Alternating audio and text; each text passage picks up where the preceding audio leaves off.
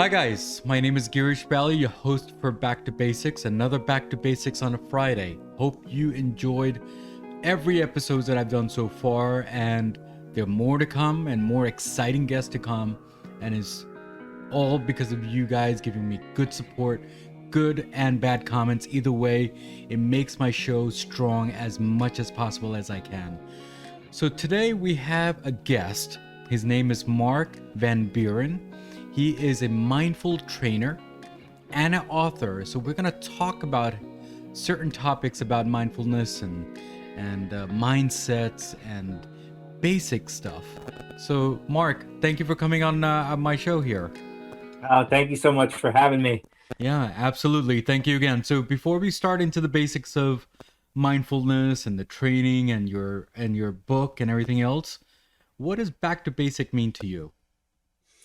Well, I was really thinking about this, and I really like just the name because for me, like that's really what I'm trying to teach is teach people to go back to the basics of one of practicing meditation and mindfulness, coming back to the basics, which is coming back to reality, right? Coming back to the present moment experience, which is Yes. really the only place where our life actually is. On Yeah. another level, it's back to the basics of what's true in life because we're kind of wired to forget or to kind of look away from some of the more sobering truths of impermanence and that suffering and pain is a part of life, and that we're going to die one day. And of course we all have some understanding and know of these things, but we kind of forget or we get so caught up in our lives.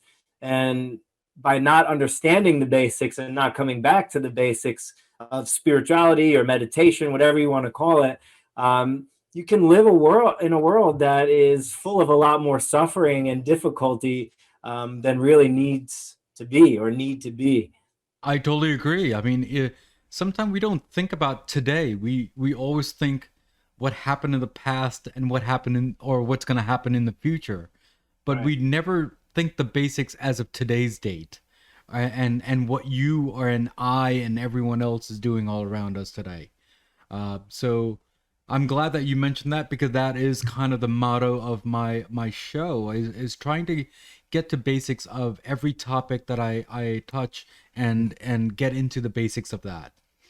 So Mark, thank you for coming on my show. That's the first thing. So what does it mean by me world small mindedness? What does that mean to you?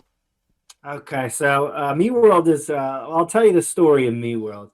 So I was talking to my mother's, good family friend, my mother's friend, but, I know her as well. I work with her. And she worked with my mom at a preschool. And she also worked with this other teacher. And we were kind of just sharing stories. At one point, I was working with kids a lot. And she said, yeah, this one teacher, every time the kid would have a fit or, start whining or whatever, the teacher would say, get out of your little me world, and there are times in, I guess, life, but in like this meditation world where things hit you a lot deeper than they're meant to. Like the person didn't mean for it to be a deep comment, but it ended up being a deep comment because your mind was ready for it. Yeah. And I was like, oh my gosh, like stepping out of me world. I mean, that's the whole essence of this practice of mindfulness and meditation is to not live so caught in our small-minded, like, and what I mean by that is like our habitual reactivity, our judgments, our expectations, the storylines. We're naturally like this open question, and we like to kind of put these closures on it. Like we're this openness, but we like to close ourselves, and so it's comfortable and familiar, but we really end up suffocating ourselves with our ideas and beliefs and judgments, like I said. So this is the shell or cocoon or even world of me world, and in Buddhism they call it samsara, right? The endless cycle of suffering. And you could think of that as like a many lifetimes thing. Some people think that way. Or it's just more like the moment to moment. Like, are you experiencing life from me world? That's the world of suffering. Or are you experiencing life from that natural state of openness, that loving awareness, Hmm. which is, our basic nature, right? Is this Yeah. spacious compassionate, loving awareness. That's at least what I believe. Yeah. So, Mark, when you brought up me world and small mindness when we were exchanging notes, uh, the first thing came in my mind is self-centered or ego.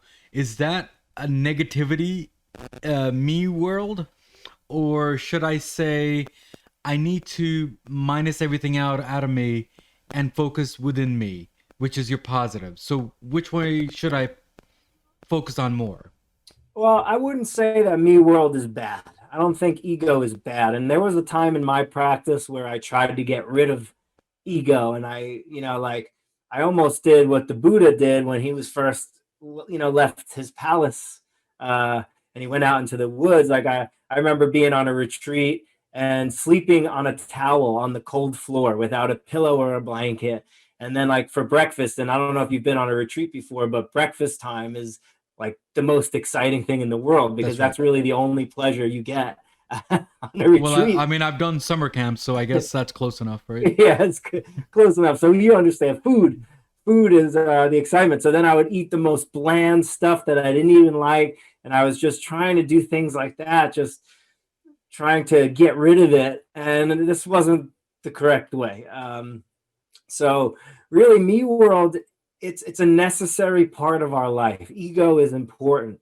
It protects us. It's how we function. This is how you and I met today because we talked from me world and we planned from me world. I'm a person, you're a person, we're separate, and we, get on with our lives. The problem is when we take it to be the one and only truth, when we take our thoughts and our feelings to be the actual way it is. And so often how we feel about something or our thoughts about something are really not in line at all with what's true in the moment. And that separation and that extra struggle and contraction just causes a lot of unnecessary friction and angst that we can do something about, and we can't do something about, aging. Like, even if you work out, you're still going to age. You can't do anything about dying. Again, you can try to prevent it as long as possible, but what we can control, and what we do have the power to control is how we relate to life, right? And this comes back to, like we were talking about, the basics of just attention, the basics of kindness. That's a big back to basics that I try to teach, is just be a little nicer to people. There's so much, and you're from New Jersey, so you understand. There's so many unhappy people that are in such a rush. God forbid you don't step right on the gas when the light turns green. You got 6 people honking. Yeah. And it's like, it just turned green and I'm pressing my gas. So Mark, a few many moons ago, when we took a family trip down to the south, then we stopped on the way to, let's say, North Carolina, South Carolina, and some few other ones too. But we stopped at South Carolina and we went to some diner and something like that with the family, obviously. And the waitress was more polite to me. So I don't know if I was a little, like, you should be rude to me because I'm from the north.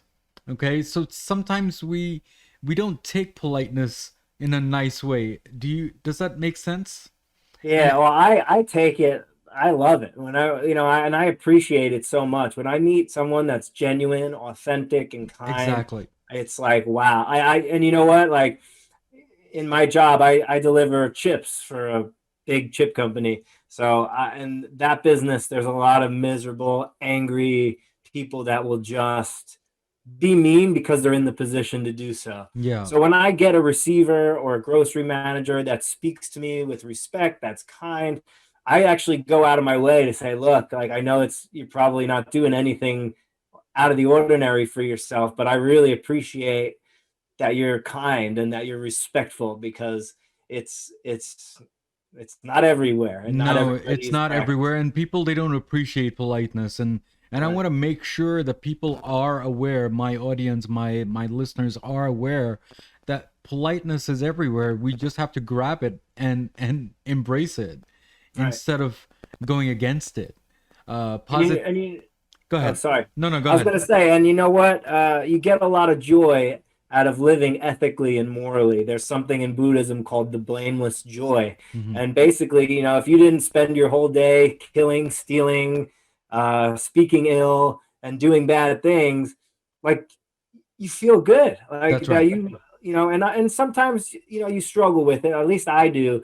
'Cause sometimes it's like everyone else is being rude and mean and doing whatever they want, saying whatever they want, treating people badly, not going out of their way for anybody else. I call it self-centered entitlement. Mm-hmm. That's what I see around here, at least. Yeah. I don't know if it's all across the globe, but I know it's definitely in this area, this self-centered entitlement. Nobody cares about anybody else. And again, this isn't everybody. I'm not generalizing, but the majority of people in the business that I work in, that I see on a day-to-day basis, Yeah. are like that. So it's like, for me, sometimes it's like, well, why am I doing this? Mm. Because there is a little bit of difficulty and pain when you're not fighting back, or when you're doing something. And even just simple, like you hold the door for somebody and they don't say anything, there's a little bit of, even though that's kind of me world, right? That's like you're doing it to get something. There's still just like, a disappointment, or just like, not that I need a high five and a sticker, but it's just like, or if you say good morning to someone, you look them right in the eye, they look you in the eye, good morning, and they just walk by. How do you do that to another person? And that's where, for me, compassion starts to arise, because what is that person experiencing that they can't even say good morning to another human being that's offering that to them? Yeah. So I try to, and that's been a big shift in my practice. I've gone from getting angry at people to like this tender place of, what's going on with you? And like, then the desire to help. I mean, they'll never probably take it, but Yeah. That desire is there. Like may your suffering be eased. Mm. And then and sometimes I'll even just wish that, just to cultivate that possibility in my mind. It's just like, this guy's being really mean and rude. Yes, I'm offended and I want to fight back, but this person clearly is planting a lot of seeds for their own suffering and suffering of people around them. I don't want to contribute to it. May this person find peace. May they be free from whatever negativity or aggression or aversion that they're experiencing, and so that they don't live in this way anymore, Yeah. So I want to tell you, Mark, and my listeners, that a couple of weeks back, I posted something on my Monday show, and I have my Monday shows also. And on my Monday show, the title was, "Why is there so much hatred in this world?" And I described that episode, so you can listen to that whenever you get a chance. But I have expressed the same definite feeling as you have, Mark, on that episode. So I want to share that. So Mark, the other thing is life really as simple as we say it is? Or do we make it so complex that we just totally forget the basics of life? Right. Well, I think that it is simple, but simple doesn't mean easy. And we are very complex beings with complex minds. So the practice is kind of unlearning all the complexity and literally coming back to the basics, right? Coming back to that simplicity of life here and now. And again, we have to watch when we say this, because then people think, I shouldn't ever think of the past and future, and thinking is bad, and judging is bad, and expectations are bad. None of this stuff is bad, but you have to understand that when you grab hold of certain things that are unskillful or unwholesome, there's a good chance it's going to lead to some form of suffering, That's right, dissatisfaction, uneasiness, something like that. The word that you were using on the email was sobering truth to that. So explain that theory to me. So, I mean, and it's not even theory, it's just reality, right? So some of the sobering truths, impermanence, you don't have to believe in it. You just need to look around, right? Yeah. A few months ago, a few weeks ago, it was cold. There might have been some snow depending on where you live.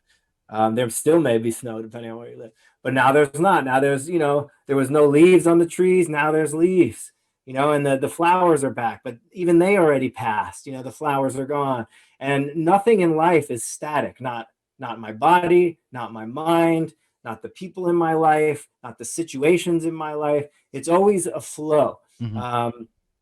And that's an important truth if you want to be free, because most people, when they say I'm not free or I'm suffering, they're dealing with something in their body or mind, either an emotion they don't like or a thought pattern that keeps, running, that keeps them stuck or running around in circles or addicted, or just, not being able to bear some of the difficulties of life, But if we understand impermanence, we can kind of see like when anxiety arises and just be like, okay, whatever arises ultimately has to cease or change.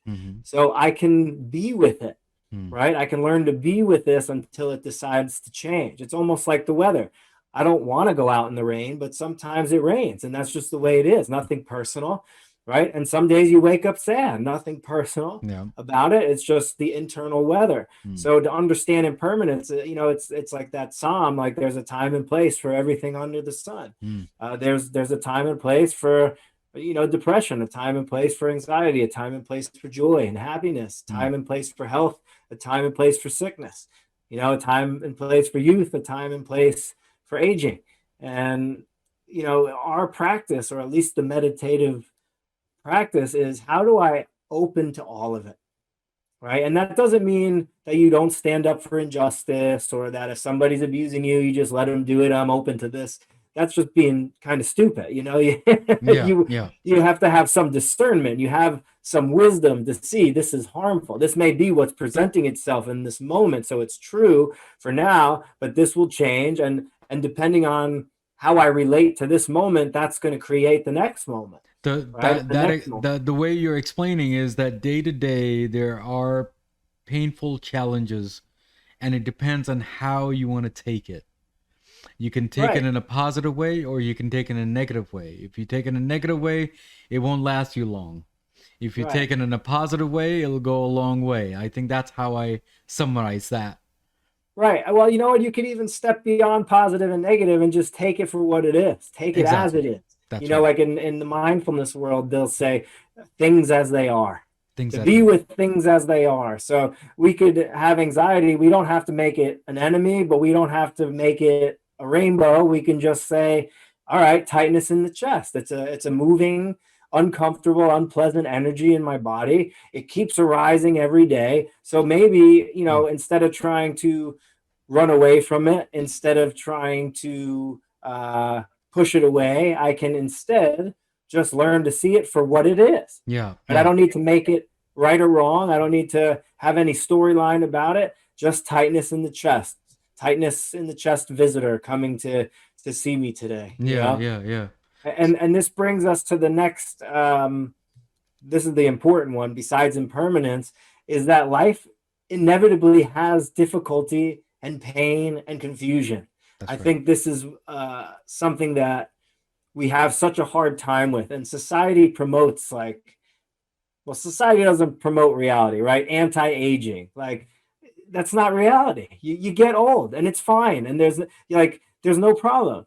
And then look at social media and, people just posting happy pictures all the time, and they don't post themselves crying themselves to sleep, or, caught in their addiction or arguing with their significant other. They're only posting these happy, successful things. And that's great. And I'm not saying that these people are all lying, but we only want to show this one part of reality, and the suffering is taboo. And really, one of my jobs now, I'm starting to see more clearly, is to just normalize suffering, to normalize that, yes, we all have stuff. I don't care how happy you look on this channel or that social media thing, or how much money you have. We all have challenges, and there's no escaping that. It doesn't matter what. Now, are we all on the same level of suffering and difficulty? Absolutely not, right? Someone with a lot of money is going to have a different type of suffering than someone in a third world country who lives in a garbage dump. But, the human experience inevitably will face or have some form of difficulty. Aging isn't fun. Illness isn't fun. I'm sure dying isn't fun. Losing people we love isn't fun. The impermanence, right? Because the impermanence is kind of a cause too, because things are constantly changing. We want this permanent, eternal happiness, And Yeah. we think if I just get life and all these conditions of my life locked in, and I'm going to work so hard to just get it so it's like this. And once it's like this, I can finally be happy and be able to enjoy myself. But then things don't turn out that way, or they do turn out that way, and you still feel unsatisfied, or you're satisfied, and then ultimately it has to change. And then you're like, what the heck? But Mark, Um, there are a few people, they say that, you know what, Mark doesn't know what my life is, right, or I don't know what Mark's life is. So how can you judge me? right. Well, So it's so not, how and do it's you not, explain that? sure, it's not judging. It's just saying that everybody is going to have challenges. And a lot of times, people there are some people that like to make themselves almost feel special for their suffering, Yeah, and they just think that they're the only ones feeling this way and going going through through this. this. And you can pretty much guarantee that whatever it is, no matter how unique you think it is, there's probably at least a million other people right now feeling the exact same way. So I'm not dismissing anybody's suffering, Yeah, but I'm saying that we all are going to face challenges, some more extreme than others, some at different points in our lives than other people. And it doesn't have to be this major trauma. I mean, just the banging your toe on the sofa, or sure, getting sure. getting a toothache. Like, so once we start to say, okay, this incarnation as a human being has this suffering, like it's like a relief. You could finally say, oh, like I thought I was crazy, but now I see that look, life is hard, and we have this mind that tries to make sense of it, and oftentimes it's kind of unskillful, Yeah, yeah, like yeah, it yeah. means well. So if you think of, like, let's say a warrior, maybe you had a trauma when you were young, somebody you loved died, and that feeling of helplessness, of groundlessness, of intense pain and fear, the mind's like, I never want to feel this way again. So what am I going to do? I'm going to start thinking of every possible worst case scenario so I'm ready. So life can never sweep the rug from underneath me again. So the mind means well. It's trying to keep you from suffering, but in Yeah. a way that's not in line with what's true, right? That Mm. life is ultimately groundless, and we can never be certain. So it's like a losing battle. And that's why it just kind of feeds itself, because it's like, I need to know what's happening next. But then something else happens, and you can't tell the future. But Mark, you brought up a good point. Not a lot of people follow that. It looks like when there's, let's say, a death in the family, everyone um, embraces that differently or Right. reacts a little differently in many, Sure. many stages of life. Um, so that brings up a good point, because not a lot of people understand that. A lot of people, they think that, you know what, if I moved on and they didn't, why did you move on? Do you love him less or love him more or love anybody, whoever we Right. lose? I mean, that's what it is. It's a stage of life, and people, we need to make aware to people that everyone works or embraces a little differently, or reacts a little differently. uh, Right. so that is the basics of that. So Mark, can I ask you a question regarding your book? Now, Sure. I think there are three books. There are, I think, three different stages of life for you when you created these books, right? Uh, Well, the first one, be your shitty self, actually is a fool's guide to actual happiness. So that's like a fool's guide to actual happiness is the redoing of that first one. I don't think you could find that. Actually, I saw it. I think it's like $300. Somebody, like, yeah. people are trying to sell it because it's not out anymore. Okay. But a fool's guide to actual happiness. We changed the title. I mean, Wisdom Publications, they do the Dalai Lama and some really, well-known Buddhist teachers. So we just thought it may be more appropriate. I get it and I love it, and it's funny, and they got it too. Yeah. I'm really poking fun at self-hatred. But I think to reach a larger audience, to be able to promote it in certain magazines, we decided to change it. But go ahead. Yeah. So, are there different stages of life when you created these books here? Oh yeah, I mean, and it was such a and actually, Your Life is Meditation, there was an earlier version of that. So it was Mm. Be Your Shitty Self, and Your Life is Meditation. Then I got signed, or a contract with Wisdom, and then we redid both of them. So what was cool is I could see my maturity level, at least my spiritual maturity level, in the first two books. But then I got to go back, and this was like 5 years later or more, and really, I fine-tuned my teaching, and I got it to a place that I felt was relatable, deep and lighthearted, and I got to go back, and it's been really cool to do that. And now I'm writing a third one on the Four Noble Truths, which probably won't be done for a long time because I barely get time to write.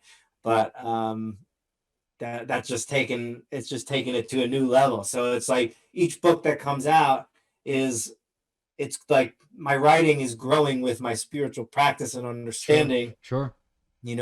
So that I can it just keeps evolving, and it's not too far off. I don't think my first book was that far off from where I am. I'm not teaching too much different stuff, but I've definitely fine-tuned.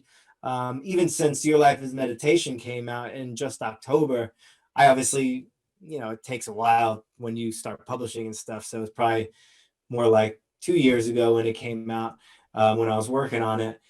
But things are always changing, right? Impermanence. Yeah, I think you should come up with a book called Mark 2.0. So because then you'll learn every 5 years or 10 years, depending on how you come out with your book. It's amazing when you see a lifespan difference between a beginner versus a brand new Mark Pro, let's say. So any more books that you can share with us and recommend us besides your own book on these items? Sure. I mean, I always recommend Pema Chodron. I think she's, there are some teachers in the spiritual world, and not just Buddhism, but in general, that kind of get too like hokey pokey for me. You know what I'm saying? Like, yeah, too much focus on lovey-doveyness, and there's a time and place for that, I think. But what I like about Pema is she talks about the difficulty and the suffering, and that's really, again, my job is to kind of normalize suffering and difficulty and pain in life. Not be overwhelmed by it, but to say, yeah, like if you're experiencing a hard time, like, of course, look at this, the nature of our life. Like, we're thrown into a world, we don't know where we came from, we don't know where we're going. We might have some ideas and beliefs, and that's fine, and I respect that. But it's essentially a mystery. We're on some floating rock that is in the middle of infinite empty space. We're going around a fireball, which is going around this big black hole that sucks things into it. We don't know what happens there. Any moment, anything can change on this planet, in the universe, in our bodies. It's crazy. And then we have the expectations of society, of our parents, of ourselves, and just the difficulty of having a job, having to pay for a mortgage if you have kids, keeping them safe. There's a lot of messed up things in the world. Then we have wars, and like, of course, now we have pandemics. We're not even allowed to like leave our house, and we're stuck with people longer than we're used to. And money situations now with people losing their jobs. Of course, we should expect suffering and difficulty. Yeah. And again, I'm not being pessimistic. I'm just being realistic. And I think when you really understand the message, it's a breath of fresh air. But Mark, with this whole pandemic and everything else, with this lockdown that we have had, it looks like it was a reboot from everyone's life that we have seen so far. Right. Some people, they have to take a turn going south, or the other people just go up. So it depends on how everyone's life pivoted. I think that's a new word nowadays. How did we pivot over to the new style of work, new style of life? A lot of people are appreciating life versus what we used to many moons ago. Right. You think that's a good observation? Yeah, I think so. But I also try not to generalize, because obviously some people lost their lives, lost That's parents. right. Some people might still not have a job and are really That's struggling right. to just feed their families. That's right. So like I try to be respectful of both, because some people it might have been like the best thing that's ever happened to That's them, right. that they started their own business and now they're doing what they love, or they're spending more time with their kids. But again, then there's another half that is like really suffering and struggling. But I think, it, again, it goes to that point that life is difficult, and different times for different people, different extremes and levels, Mm, and how to open up to that is mm. really the practice. And I don't want to diminish the people that are being successful and using this time and getting a lot out of it, but you don't want to diminish the suffering either, because Absolutely. I totally I've agree been with that. yes, I've been on things where I've saw people and heard people say things, and then you just see all the comments like pile in about how I offended. totally agree with that because there's a lot of people who are suffering around me, and uh, what I'm trying to do is to bring joy out of this show, so then Right. it'll bring them some type of hope that there is a light tunnel, not in a bad way, but in a good way, light Yeah, tunnel. yeah. Well, Okay. and I think that just respecting the suffering is like a good step or a good step in the direction of joy, and just being able to meet people where they are. So if there's a successful entrepreneur, meet them where they are and share that joy. If there's someone who's grieving the loss of a family member, to be able to just hold their pain with them and to be with them, and not try to make it into, like, you don't have to see the brighter side. It sucks losing someone, and we That's can right. just respect that, and we can sit with them, and we can cry together, and we can feel bad together. Yes, there's a time and place for distraction, but our society is really not set up for grieving.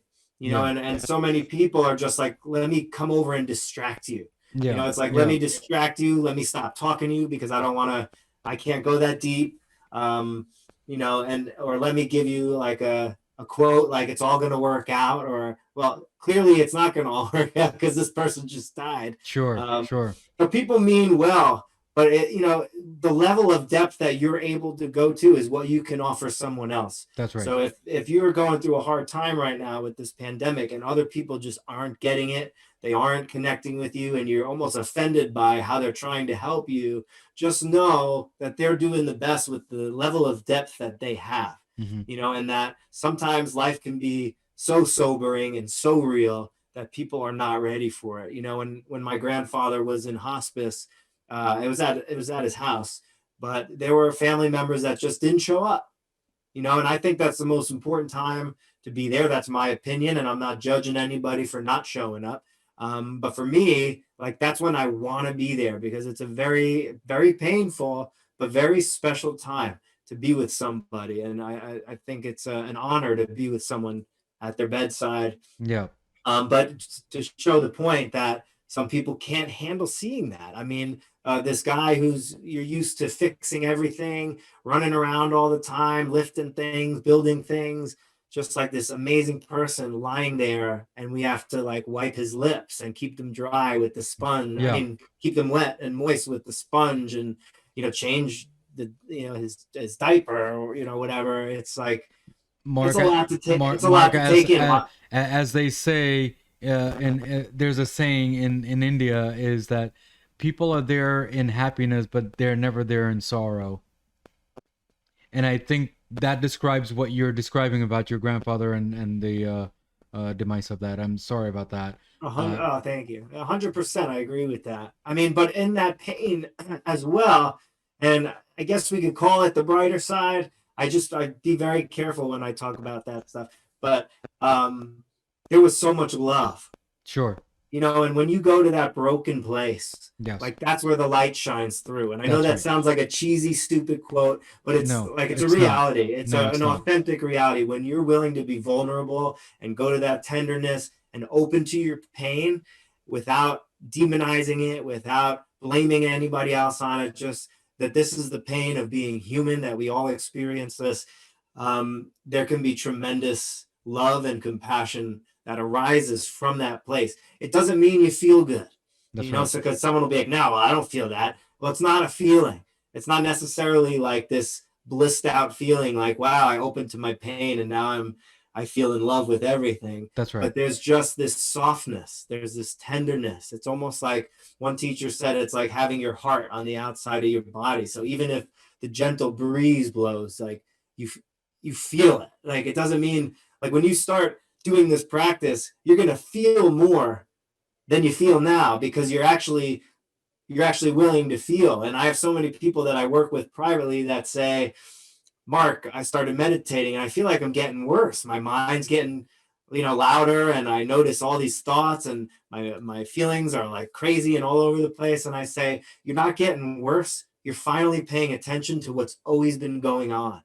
And this is it. I mean, it's the big mess sometimes. Yeah, yeah, yeah. And that's okay. There's practices for that. Everything's workable. Everything's impermanent, so that we can slowly start to become at ease with our life, and we can connect with what I kind of took from Tara Brach, but a profound okayness. That we can have this deeply profound okayness with life the way it is, whether it's painful or joyful. And we learn to expand our window of tolerance, basically, for unpleasant. I mean, it's pretty easy to be happy for most people. You don't it's not like we fight it or like whatever, but what we struggle with is the stuff that doesn't feel good, right? The painful parts of life is really what causes a lot of the neuroses. So how can we start turning towards these things that we're always running away from? And a lot of the unskillful and unwholesome behaviors and words is us running away from feeling something. Yeah. Right. So how do we come back to that basics, right? Back to the basic of just feeling your body in the moment. And if it's anxiety and if it's really unpleasant, how do we not get lost in the stories and the ideas and the aversion and come back to that just basic sense of how it feels in my body? How long does it last? What does it look like? What color is it? I mean, just kind of objectifying it and holding it in this loving awareness. And that's where the transformation comes, not by pushing it away, not by, numbing it out, not by, trying to avoid situations so it doesn't arise. It goes away, quote unquote, right, by turning towards it and making friends with it. Because then, the analogy I always use is like the monster in the closet, so think of your emotion that's difficult as a monster in the closet. And I'm not saying it doesn't exist, so don't take this analogy to the wrong place. But at first, you won't even go near the closet door because you're so afraid. I don't want to see what's in there. I don't know what that is, but I know it scares me, right? And then we start working with that. Okay, let's touch the doorknob. Great. And I keep looking this way because there's a door right there. If anybody's wondering why I keep looking and pointing. So then it's like we touch the door. Then it's like, well, let's just open and close it really quick, right? And then we do that. Okay, and that's too much for us. We practice with that every day. Then it's like you open it and you peek in. Then you open it and you start leaving it open a crack. Fine, I'll leave it open an inch. Then fine, I'll leave it open a foot. And then finally you get to the point where you can have the door open all the time, and now you know what's inside it, and that the thing that was making noise in there might have just been something rolling around, or something small falling over, or the heat pipe, whatever it might be. And now you're not afraid to go in and out. You're not afraid to be in the room. And it's the same thing. We might think of our anxiety as this horribly terrifying thing, and it may very well feel that way, but we can start to turn towards that feeling, the sensations I'm talking about, the actual sensations in our body, the impermanent, unpleasant sensations, and start to maybe take one breath with that, right? Maybe take 3 breaths with it, and we work with that. I'm going to let you be here, anxiety, for 3 breaths once a day, right? And then that you start to see, okay, I can relax with it. And then, you can even set a timer. Okay, I feel really anxious. Let me set this timer for an hour and let me just sit here and let me watch how the sensations in my body change. They might get extreme. It might feel like it's taken over. Then it might disappear for a second. Then it might be really painful. Then it might turn into sadness. I mean, you just don't know, right? Until you're willing to look and you have this curiosity. And a big part of this practice is just becoming curious and seeing like, well, what is this? What does it feel like? like what's really happening, like things as they are, you know? Yeah, yeah. But Mark, thank you so much. I mean, it seems like I can talk to you for hours and hours regarding this. And if I need some advice or mindfulness, I will email you, Yes. and we'll contact each other and we'll go from there. But thank you again for the insight and the mindfulness that you've given us on this show so far. Sure, of Do you have course. any last words before you let go? Well, yeah, you know, I just want to encourage people to practice meditation. That's like been my life journey for the past 13 years, and I hope to continue to do that until I'm dead, basically. So to know that I'm here to support your practice, and if you're looking to get started, I do have some spots open for private training still, even with the craziness of my schedule. If you want to reach out to me with questions, you can do that anytime. I've been doing a lot with Insight Timer lately. That's a free app, and I do free workshops. I have guided meditations on there.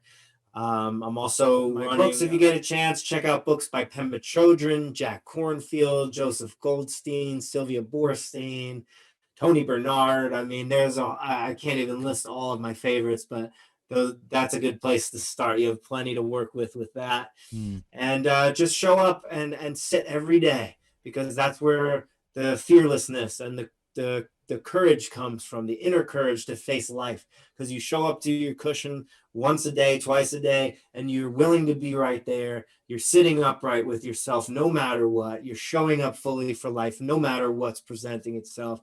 And that eventually, with practice, leaks into daily life. And that's how you learn to live in a more wholesome, skillful, wiser, compassionate way, by showing up fully and being very clear. So again, I could go on forever. I'm going to leave it at that. Mark, thank you again for coming on my show. Definitely an honor that you came on my small podcast that I started, and it's I'm grateful. Thank you again. Thank you. Thank you.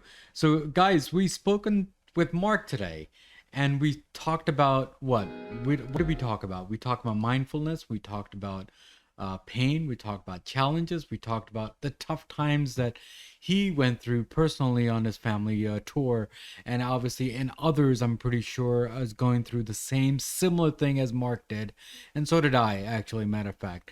So, guys, as usual, as always, there is a quote of the day, and the quote of the